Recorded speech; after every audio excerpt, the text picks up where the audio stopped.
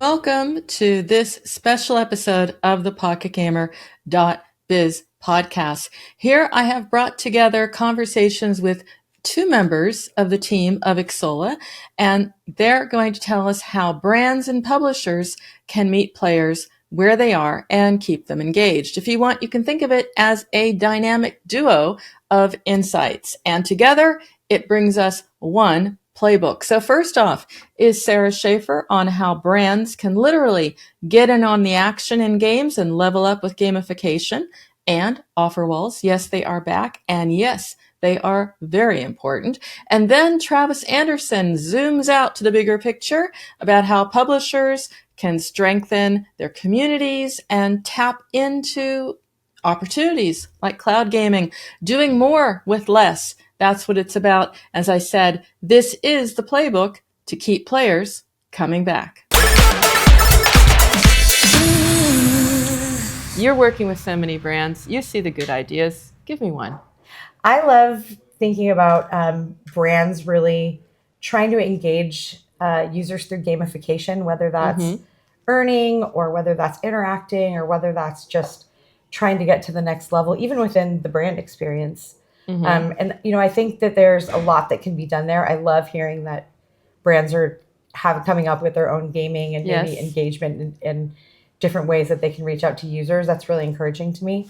And I do think that we've been encouraging people to think about branding as a brandformance, and focusing on that, thinking about brand dollars are not often tracked down to the unique user or tracking their return on ad spend as we do in digital marketing. Right. So thinking about shifting your traditional billboard marketing or your television commercial marketing into something that's more measurable, quick turnaround, and almost in real time. So that's how I would think about it if I were at a brand trying to reach gaming companies. Are they thinking about awareness, or are they thinking deeper funnel? It can be both. Yeah. If you think about the awareness that you get on a traditional television, you're looking at like a brand lift or some sort of study that would tell you it was successful. Right. If you think about it as a Brandformance campaign, you might use some of that money, but also have it track back to your actual MMP tracker or traditional tracking company that would be able to tell you what your return on was it. It's kind of how we're approaching it with brands at Xsolla.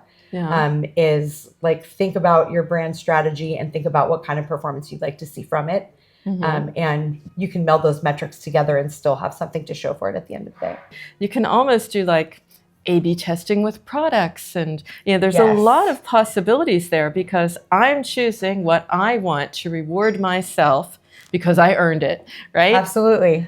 So are they doing that? Is that part of the metrics, or is that just evolving? Because for me, that would be even almost as exciting as understanding, how I can get to a conversion, because this is giving me intelligence as well as as well as impact and outcome. Yep, we see user choice being a big part of the Offerwall. There's a lot of different things that a user can do as a user of the Offerwall. You can select something really low friction that won't take you very much time. That might be installing an app that you're interested. Okay. You'll get a small amount of currency, but when you lean a little bit more towards a higher friction offer, you're going to get more currency out of it. Okay. One partner that we're working with is Paramount Plus, so the user will be getting a lot of currency to continue in their game if they subscribe to Paramount Plus, which I think is pretty exciting for the user, because not only are they accelerating in their game, but now they have a new subscription service that they can look forward to consuming content with later in the day. And it's going to fit because it's entertainment. Absolutely. And games are entertainment, so that really fits. We have, when I think about brands and games, like the convergence of it, I think of like a lot of like the IP movies that come out. Yeah. Some of the blockbusters every year that use games to try to drive engagement with those movies. And we think about it the same way for the Offerwall. We're always trying to think about new ways to present us as a fun way to engage with the user. And a lot of it is about user sentiment from our side. So how will that user feel about you as a company after you've helped sponsor their way to their next level, to their next gameplay? And there's a lot of creative different ways to do that, but it could be registering for a movie ticket, or it could even be taking a survey about their sentiment about a brand.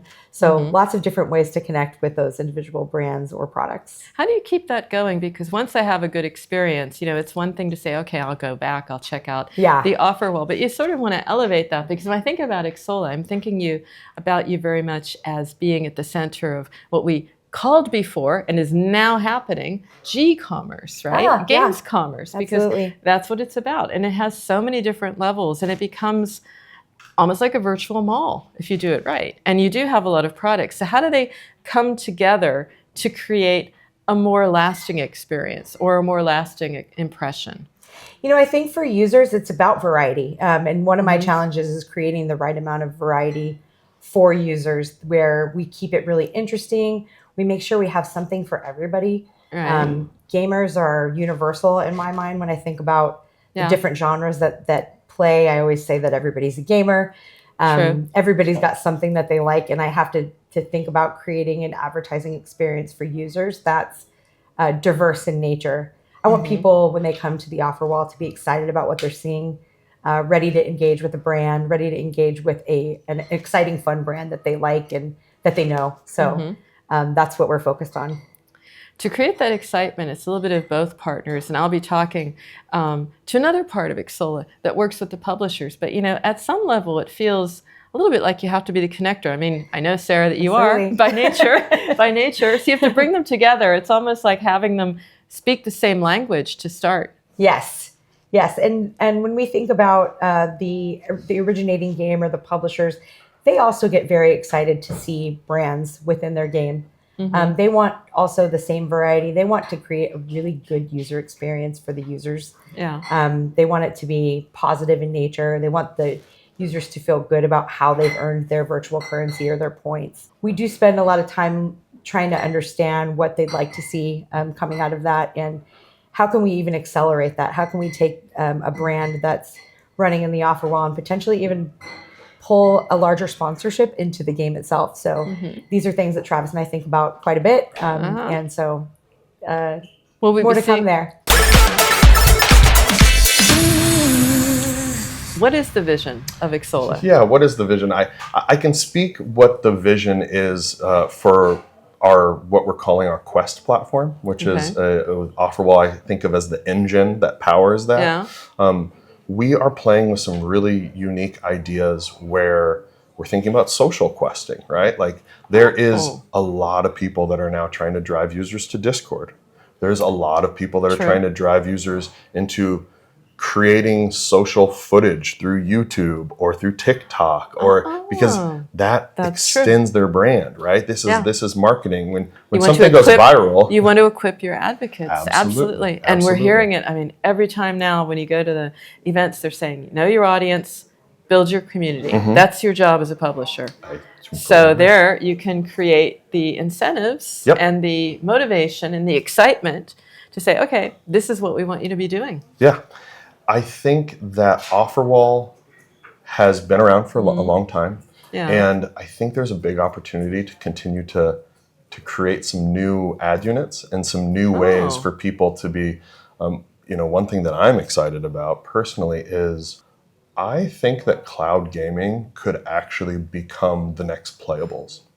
So yes, I know it's but like playables right now aren't a great experience traditionally. They can be, sometimes they're not really the experience of the game. Sometimes it's a drag and drop and, you're sliding the solitaire cards across the board. But I truly think that as cloud gaming continues to scale, there could be an opportunity where that becomes, what if you could pop on your phone and play 15 minutes of a game and then determine like, hey, actually, I want to buy this game. I'm really enjoying this experience. And so we're playing with some interesting things behind closed doors and thinking about what is the future of Offerwall, right? Like we know what the past has been the last 10 years and it does well and it monetizes well. But what's next, right? Yeah. You can see it. It's try and buy on steroids is what it is. Yeah, absolutely. I was at dinner yesterday, and there was someone from Korea showing me what he was doing with cloud gaming. Yeah. And it was like, Yeah. that is astounding. And it's just like this little tidbit, this little piece of a game. And it was like, this looks incredible. Like the game. Yeah. You're playing AAA titles on your phone. Yes, you are. I was and it moves, and there's not as much latency as people expect. Yeah, it's like real. I know. We're getting there. Yeah. So I can see this all coming together, absolutely. And I mean, it's natural as well in the other direction with the physical world. I mean, it's merch, right? Of course. It's experiences. Of course. So we're excited about the future. What would you say to publishers now who are maybe on the fence or thinking about this? Because it's a resource question at the end of the day. I talk to a lot of publishers. I mean, like, one a day in my work. And they're like, yeah, I'm really excited about this, but I don't have a team. I've got my team, they're over here training. They're over here doing AI prompt, and trying to figure that stuff out. I mean, there just isn't that team there for it. So what's the answer to that when they say, I'm really excited, but I don't have the resources? Yeah. So what we're doing at Xsolla, which I'm excited about, is we are bundling our products together so that one integration can support numerous things. Exactly. Okay, so one to rule them all. Yes. Okay. So if you integrate Webshop, for example, you can integrate Offerwall with 2 clicks. Like you don't have to then go through another SDK integration of putting this Offerwall in. So we're giving people the opportunity to get numerous things with one integration and create, ultimately, like I said, like a rewards hub where users can talk to this user who's a purchaser, and also talk to this user who is still trying to figure out if the virtual currency and the elevated experience is for them. And the payments as the engine means that that's covered, because we know there are companies that do all of these. Yes. But it's like anything, do I want to deal with that many companies? It's like in the early days of the DSPs. How many DSPs do you want? You want 7, 14? Then we got down to 4. 4, I was going to say. Yeah. I remember it was like, how many, I remember in the day, more partners is better. Let's have, as many as you can. And then you start to manage it. You say no. So I can see that when it all comes together, that makes a lot of sense. Yeah, we talk about it internally that we're ultimately trying to do all the things. Like, we're trying to support game studios so they don't have to have an ads team and this team. Like, we're trying to support so that one integration or one partnership with us can support numerous things for you.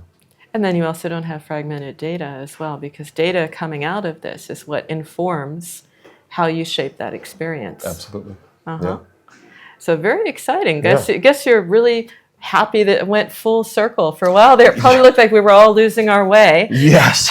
Yeah. Or we were doing something completely wrong, or just wasn't going to happen. But here we go. It's the second time around. They always say, what is it? The second time around? It's better the second time around. Yeah. So we're definitely coming back around and seeing more interest in Offerwall than ever before, which is making my job really fun, right? Because I was gonna say making it easy. it's always a little hard, but it's fun to sit in with these really big gaming companies and think about the future and think about what their vision is, and what's their user acquisition vision, what's their monetization vision, what's their payments vision, and can we create solutions that do it all for them? Because part of their vision, and I'm hearing it so much more, is be a brand themselves. Absolutely. Yeah, be a brand themselves. Absolutely. This show is all about how to do your job better, how to make an amazing game, how to market it, and you have a say. So if you have a story or know someone we need to shine a light on, then we would love to hear from you. We want to hear from you. We want to reflect the reality of the mobile games market in all its wonderful complexity and strangeness. So if you have any suggestions for us, if you have any feedback for us, you can always get in touch. You can email us at podcast@PocketGamer.biz. You can find us on Twitter @PGBiz, and you can reach out to us through the PocketGamer.biz website. If you're interested in listening to all of our podcasts, you can find them at PocketGamer.biz/podcast, and we would love to hear your thoughts on future shows. And we've got you covered on all the major platforms, so subscribe to the audio podcast, as Brian said. Look for us on YouTube. If you want to read it, hey, you can do that too, because we have a companion post for you as well on the PocketGamer.biz website. Tune in again for the next edition of the PocketGamer.biz podcast, and we look forward to speaking to you in the near future. Until then, I'm Brian Baglow. I'm Peggy Ann Saltz, and that's a wrap until next week.